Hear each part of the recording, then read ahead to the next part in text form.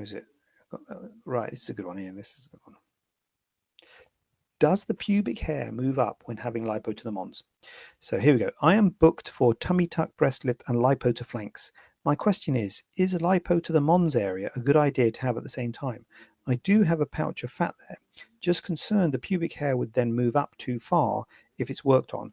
Or is there something else that causes the hair to move up? Just asking because I've heard women talk about the hair being in their scar, etc., and being an issue for them. Yes, yes, it is.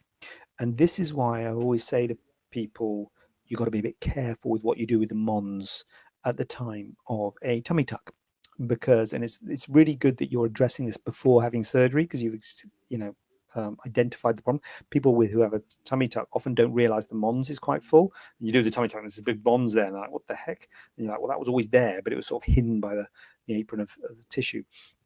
And lipo doesn't make your mons move up. So in answer to your question, does the pubic hair move up when having lipo? No.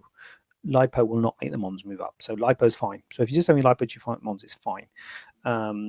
And the main thing, but what you're talking about is a thing about the mons being pulled up, the pubic hair being pulled up, and it looking wrong, and you can get clitoral lift, which can actually be quite uncomfortable if you try and move the mons up too much. And that's when you excise mons. So it's a bit like what I was saying earlier about the lipo just removes the fat and doesn't do anything to the skin. If you've got a very prominent, a very ptotic mons, or a sort of big pouch of a mons, and you just do lipo and it doesn't really take any skin out. If you have to start taking skin out and taking a wedge of skin out of the mons and lifting the mons, then you can lift the pubic hair up.